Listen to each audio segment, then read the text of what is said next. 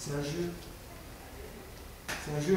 J'ai une autre image qui est que quand on arrive avec une question, c'est qu'il y a une réponse qui m'appelle quelque part, avant la question. Je suis appelé par une réponse, et du coup, je construis une question. C'est pas le contraire. Et ça me parle beaucoup, en tout cas dans mon histoire et dans beaucoup d'exemples de patients, que cette image de la grotte de Platon. Tout le monde connaît le mythe de la grotte de Platon? Non. C'est juste que c'est des gens qui vivent dans une grotte et qui croient que le monde c'est cette grotte. Ils croient que les ombres projetées sur le mur c'est la réalité. Et un jour il y en a un qui sort et quand il revient on le prend pour un fou. Parce qu'il raconte qu'il y a autre chose dehors. Je la résume pas très bien, je crois. Mais je m'appuie là-dessus pour dire qu'il y a toujours une grotte dans une grotte. Des fois, tu sors de la grotte, waouh, tu fais une découverte énorme, mais le monde est beaucoup plus vaste. Et puis 10 ans plus tard, tu croyais être sorti de la grotte, tu t'aperçois que tu es juste dans une grotte un peu plus grande. Et c'est magique, ça. Au bout de plusieurs grottes, ça te calme énormément à te dire, mais de toute façon, par rapport, je suis dans la grotte de quelqu'un d'autre.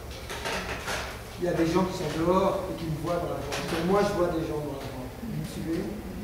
C'est sans fin. Et ça a un côté très relaxant. L'idée de pas...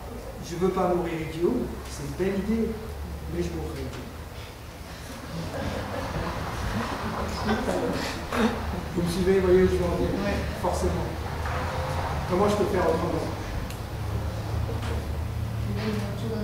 Ben oui. Comment croire qu'on aboutit quelque part? À un moment donné, il y a quelque chose qui se gonfle là. Ça m'a fait, mais assez souvent. Il y a quelque chose qui se gonfle là. J'y suis, je suis arrivé. Puis tu vois la grotte, et puis tu peux expliquer. C'est super bon, tu vois. Et puis d'un coup, il y a quelqu'un qui te tape sur l'épaule, et là, il y a encore. Ah non! Ça, je crois que tout le monde connaît. Et c'est important de se remonter.